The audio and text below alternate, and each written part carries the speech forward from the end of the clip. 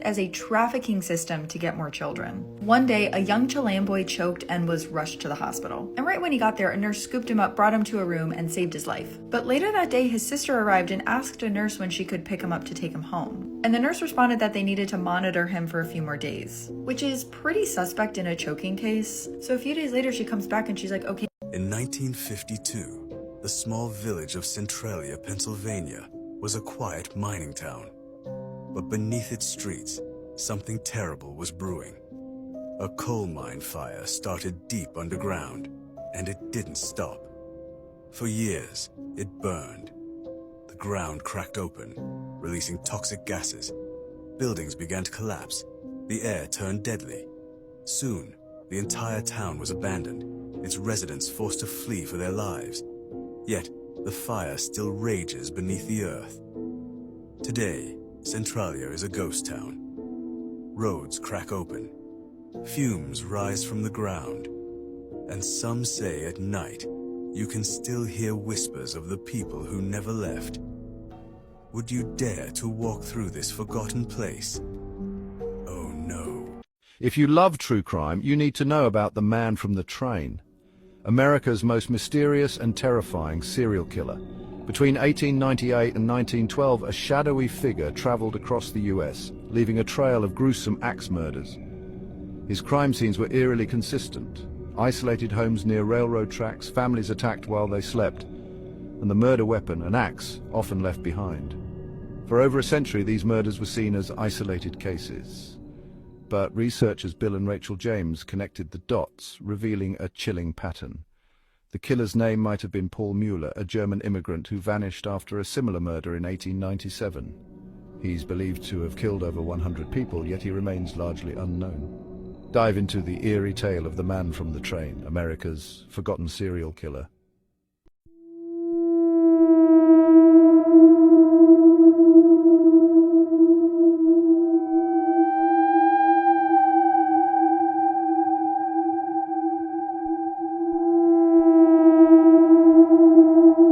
The Black Dahlia case is one of the most notorious and mysterious unsolved crimes in US history. The fateful event took place in Los Angeles on January 15, 1947. On that day, Betty Bersinger and her daughter were walking in a deserted area when they came across what they initially believed was a mannequin. However, upon closer inspection, they discovered the mutilated and slashed body of Elizabeth Short, who would later be known as the Black Dahlia. Elizabeth Short, born on July 29, 1924 in Boston, was only 22 at the time of her tragic death. Her life was marked by adversity, from her father's business going bankrupt during the '29 crisis to her attempt to become an actress and model in Hollywood. Desperation led her father to fake his suicide, leaving Elizabeth and her sisters in a situation of extreme poverty. Determined to change her fate, Elizabeth moved to Los Angeles in search of opportunities in the entertainment industry. On the day of her death, Elizabeth's body was found in an empty lot, severed in two from the waist. The killer not only made precise cuts, but also removed all internal organs, leaving the body without a single drop of blood. The method used, known as the Glasgow Smile, involved cutting the victim's mouth from ear to ear, creating a disturbing expression on the deceased's face. The enigma of the Black Dahlia lies in the brutality of the crime and the lack of resolution. Despite the efforts of the police and the numerous suspects interviewed, the case remains unsolved to this day. Over 400 men were considered suspects, including the owner of a bar where Elizabeth used to frequent, Mark Hansen. However, no charges were successful, and Hansen was ruled out as a suspect. An intriguing theory arises from Steve Hoddle, who claimed that his father, George Hoddle, was responsible for the murder. George Hoddle, a doctor with surgical knowledge, was a suspect in his time but was never convicted. The evidence collected by Steve Hoddle, including photographs and details of his father's life, has contributed to speculation about George Hoddle's possible connection to the crime. Sometimes true for stranger than fiction. The case of Richard Trenton Chase is a story which even the most depraved horror writer would struggle to create. Over the course of 4 weeks spanned across 1977 and 1978, Richard Chase took the lives of 6 innocent victims in Sacramento, California. His murders gradually progressed in violence, beginning with drive-by shootings and culminating in acts of cannibalism.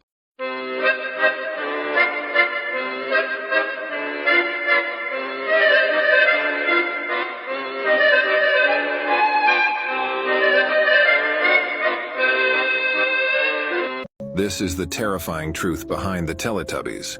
The real story of the Teletubbies comes from an old mental hospital in Sofia, Bulgaria, in the year 1960. In this hospital, there was a group of 4 children with quite strange conditions. Lala had a disorder that made her smile all the time. She always stayed alone in her room in the hospital, so her skin turned yellow because she was not exposed to the sun. Tinky Winky was 7 years old. He suffered from depression and did not eat his food. And for a strange reason, he hit his head against the wall until he broke it. So they tied him with ropes by his limbs so he would not hurt himself. This caused his limbs to turn a blue color. In the hospital, there was a fire.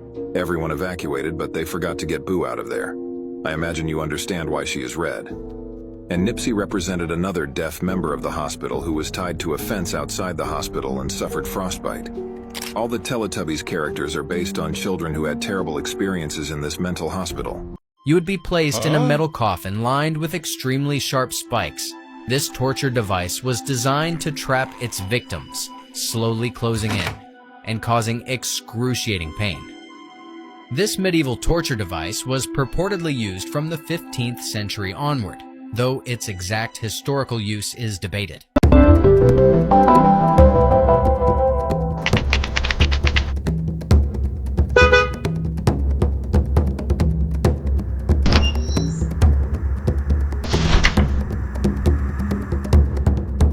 Good night.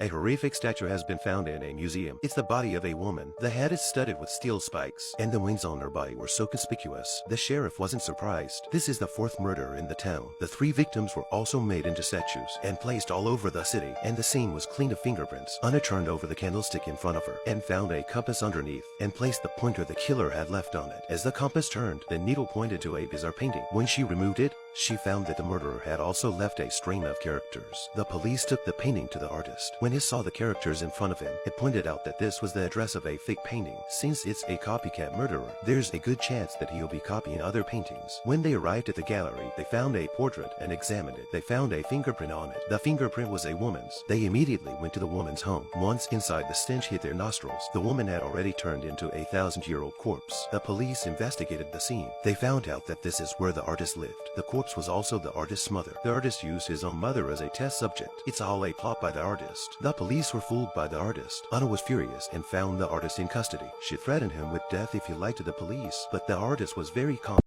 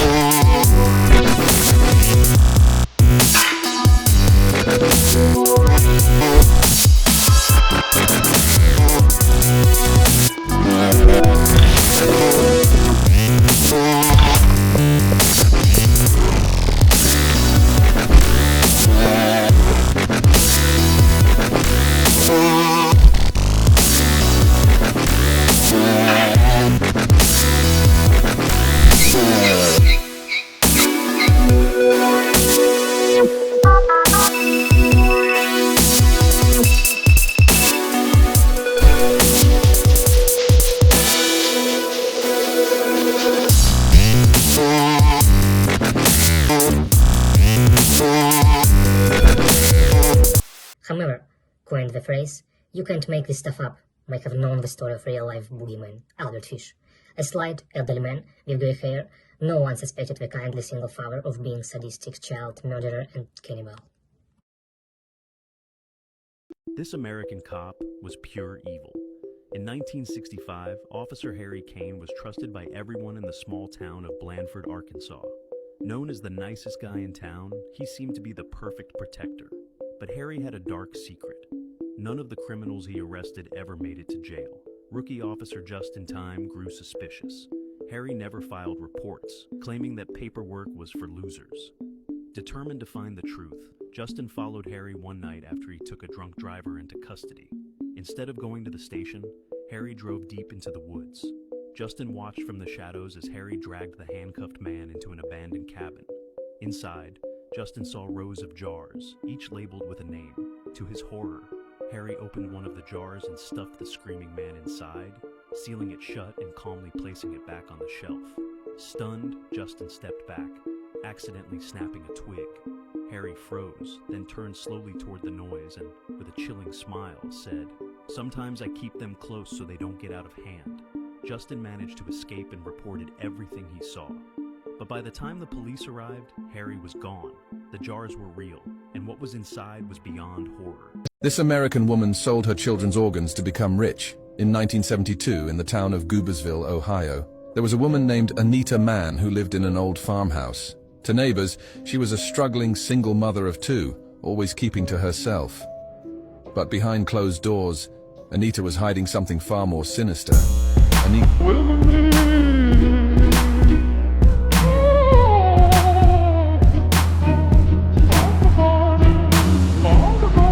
This is a real thing. 5 young people came to a cave. Unexpectedly, 4 companions were trapped shortly after entering. When the rescue team came to the cave, they found that one of them was walking towards their companions with a knife. What happened to them trapped in the dark cave? It happened in December 1970 in New York, the United States. 6 cave explorers arrived at Rock's Cave as agreed. Because they didn't know that the cave was closed in winter, one of them said that they were all here and didn't want to leave any regrets. Unexpectedly, the other 5 people hit it off, leaving one team member outside the hole, and the others disappeared in the dark hole in turn. As the crowd deepened, the light gradually darkened, but it did not affect everyone's high mood. After the winding perspective, a narrow passage appeared in front of everyone. Due to its special internal structure, which is 20 meters long and only 45 centimeters wide, it is figuratively called the large intestine by the locals. After the 3 people in front of him passed smoothly in turn, Peter, who was only 14 years old and was damp, said the team members in front of him who were bigger than himself. This wave of advantage then made me climb into the cave without hesitation, but the too narrow and dark cave made Peter, who had insufficient experience in exploring the cave-seeking iron law looked behind his head, only thinking about passing through this passage that scared him as soon as possible, when the figure of his teammates gradually became clear in his eyes. One of his legs somehow fell into the rock crevice in the panic. Peter tried to pull out his legs by squirming, but found that there was not enough space in any direction. What's worse, his legs are getting more and more stuck, as if he was half bitten by a rock. He shouted out of the cave in a trembling voice. Ever heard somebody say that everybody will meet a serial killer at least one time in their life?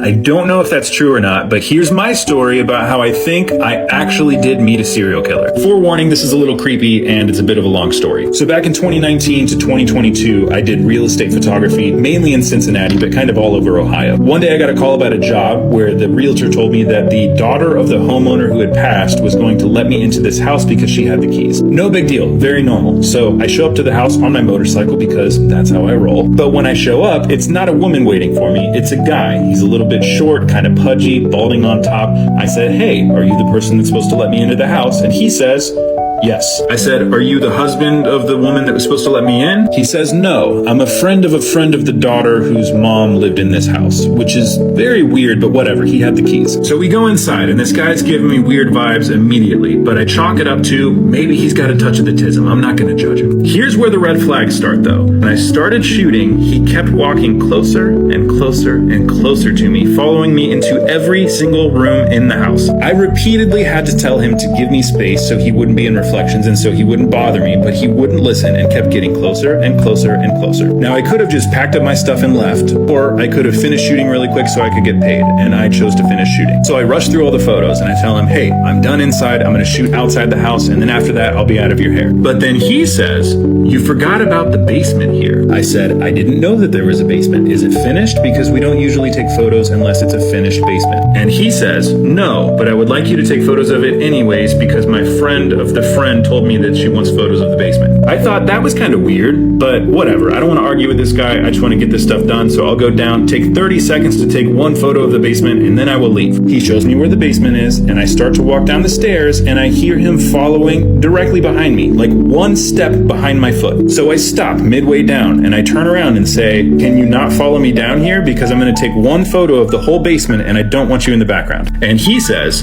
I would like to come in the basement as well. We don't move for a second. I'm staring at him, he's staring at me. We're both standing in the middle of this staircase, and he has his hand behind his back. So I tell him, I'm not going to take photos of this basement. Please move out of the way. He moves, but he doesn't get out of the basement. He just slowly pushes himself up against the wall, so I have to walk right next to him to leave. So at this point, I figure this guy's either trying to rob me, kill me, or be romantic with me, and I don't want any three of those things to happen. 10 terrifying true crime facts. If you live in Colorado, Colorado is known for its breathtaking mountains and endless wilderness. But beneath the beauty, darkness lurks. A land of vanishing hikers, unsolved murders, and horrors buried in the snow. If you live in Colorado, be careful. Because some things never stay buried. 1. The Rocky Mountain vanishings, gone without a trace. Hikers enter the Rocky Mountains every year, but not all of them come back. Bodies have been found months or years later, bones picked clean, clothes untouched. Some are never found at all. The most chilling part, many had emergency gear, GPS trackers, and years of experience. So what took them? 2. The Denver Hammer Killer, a monster in the night. In 1984, a man crept into Denver homes and bludgeoned families with a hammer. 2 families were slaughtered in their sleep. 1 couple left barely alive. The attacks were random, brutal, and merciless. Then, as suddenly as they began, they stopped. No one was ever arrested. No one knows why he stopped, or if he ever did. 3. The Smiling Man of Colorado Springs, a face you'll never forget. In 2016, a woman woke up to find a man standing in her bedroom. He was smiling, silent, staring. She screamed, but he didn't move. When the police arrived, he was gone. Weeks later, another family reported the same man, the same smile, the same terrifying stare. He was never caught. Some say he's still watching. The Boulder Jane Doe, a ghost. Without a name. In 1954, a woman's body was found in Boulder Canyon. Her hands were cut off, her face beaten beyond recognition. Authorities called her Boulder Jane Doe. For decades, no one knew who she was. No missing person reports matched. Only in 2022 did DNA finally reveal her name, Dorothy Gay Howard. But her killer, still a mystery. 5. The Ghost Town Murders. When no one hears you. Scream, Colorado is home to countless ghost towns, abandoned and forgotten, but some are not empty. In 2017, a traveler exploring an abandoned mining town found a rotting corpse nailed to a wall. No ID, no missing person report, no leads. The town? No one had lived there in 50 years. How did the body get there? 6. The I-70 Killer, a serial killer who vanished. In 1992, a mysterious gunman stalked victims along I-70, killing 6 people in random brutal executions. Each time he walked in, shot his victim in the head and left without a word. Then, he disappeared. Some believe he moved to another state, killing under a different name. Or maybe, he's still out there waiting. 7. The Frozen Corpse of Nederland, a body that never left. There's a man frozen in the mountains, and no one dares move him. Bredo Morstol died in 1989. His family refused to bury him. Instead, they kept his body on ice, hoping for the day he could be revived. Locals call him the Frozen Dead Guy. And every winter, they celebrate him. Some say the body moves at night. Others claim to have seen his eyes open. Would you dare check? 8. The Hellhound of the Rockies, a beast in the dark. Near Pikes Peak, campers whisper about a creature in the woods. They hear deep growls, footsteps that don't belong to any animal. One hiker's tent was found shredded, claw marks in the dirt, but no human or animal tracks. The last thing he told a friend before he disappeared: "There's something out here." 9. The Columbine basement tapes, a nightmare that was hidden. The Columbine massacre in 1999 shocked the world. But what the public never saw? The basement tapes. The killers recorded hours of footage, detailing their plans, their rage, their chilling laughter. Authorities refused to release them. Some say it's because they're too disturbing. Others believe they hold secrets no one wants revealed. 10. The Black Forest Haunting, a house that breathes. In the 1990s, a Colorado family moved into a beautiful log cabin. Then the nightmares began. Shadow figures, flashing lights, footsteps in empty rooms. One night, the father woke up to find his wife levitating. Paranormal experts called it one of the most haunted homes in America. The family moved out, but new owners. They say the house is still alive. A final warning. Colorado is beautiful, but deadly. Some mysteries were never solved. Some killers were never caught. And some, they're still out there. If you live in Colorado, stay alert, because here, the mountains keep their secrets. Around the head, causing severe pain and eventually crushing the skull. It was used to extract confessions or as a brutal punishment. Iron chair. A chair made of iron with sharp spikes on the seat and armrests. The person would be forced to sit on the chair for hours, sometimes days. Keel hauling. Keel hauling was a severe maritime punishment where a sailor was tied to a rope and dragged underwater from one side of the ship to the other, passing under the ship's keel. If the person did not drown or get vital damage from the rusty and sharp wooden body of the ship itself, they would just do it again until the person was no longer alive. It was feared for its brutality. Lynching.